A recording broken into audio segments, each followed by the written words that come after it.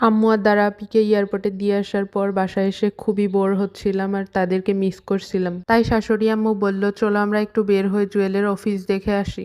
আসসালামু আলাইকুম everyone, this is my page Faria blog. I hope আপনারা সবাই ভালো আছেন। আলহামদুলিল্লাহ, আল্লাহর রহমতে আমিও অনেক ভালো আছি। আমি, আম্মু আর আমার বোন জুয়েলের অফিসের উদ্দেশ্যে যাচ্ছিলাম। জুয়েলের অফিসের সামনে পৌঁছতেই দেখি আব্বু আর জুয়েল বাজারের দিকে যাচ্ছে। আমরা ভাবলাম জুয়েলরা বাজার করতে থাক, আমরা ততক্ষণে একটু ব্রিজের উপর থেকে ঘুরে আসি। ওমা, দেখি ওরা আমাদের পিছন পিছন নিয়ে আসছে ব্রিজের দিকে। তারপর বললাম, চলো সবাই আমরা ঘুরে আসি। ব্রিজে যেতে যেতে আজান দিয়ে দিয়েছিল আর আব্বু নামাজ পড়তে গিয়েছিল, নামাজ পড়ে আসছে।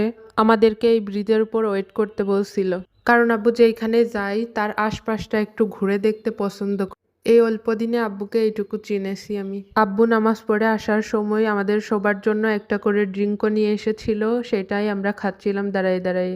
আম্মু বলছিল এই নদী নাকি জোয়ার ভাটা হয়, কিন্তু আমি কখনোই দেখিনি, জানিও না। তারপরে এই ব্রিজের উপর আরো কিছুক্ষণ থেকে ব্রিজ সম্পর্কে, নদী সম্পর্কে অনেক গবেষণা করে তারপরে আমরা বাজারের দিকে যাচ্ছিলাম।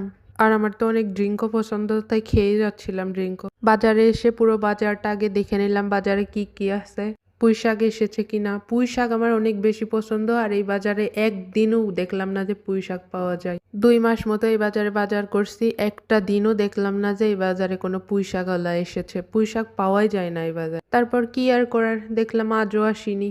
আলু, পেঁয়াজ, ধনেপাতা, টমেটো, সিম এইগুলোই বাজার করে বাজার দিয়ে সবাইকে বাসায় পাঠিয়ে দিলাম। আর আমরা একটু বেডশিট কেনার জন্য বেডশিটের দোকানে আসলাম। একটা দোকানও খোলা ছিল না, কিন্তু আমাদের খুবই প্রয়োজন ছিল বেডশিটের। এই নবাবগঞ্জের মানুষেরা দেখি 7-8টা বাজতে পারে না, দোকান বন্ধ করে আগে বাসায় চলে যায়। অনেক দূরে একটা দোকান ছিল, সেই দোকানে গিয়ে দেখি ওই দোকানটা খোলা ছিল, কিন্তু একটা বেডশিটও আমাদের পছন্দ হচ্ছিল না। কি আর করার, বেডশিট তো নিতেই হবে, তাই একটা নিয়ে নিছি। বসেছিলাম বালিশ সেলাই করার জন্য। আজকের মতো এখানেই বিদায় নিচ্ছি। সবাই ভালো থাকবেন, সুস্থ থাকবেন, আল্লাহ হাফেজ। ভিডিওর মধ্যে কোনো ভুল হয়ে থাকলে সেইটা ক্ষমা সুন্দর দৃষ্টিতে দেখবেন।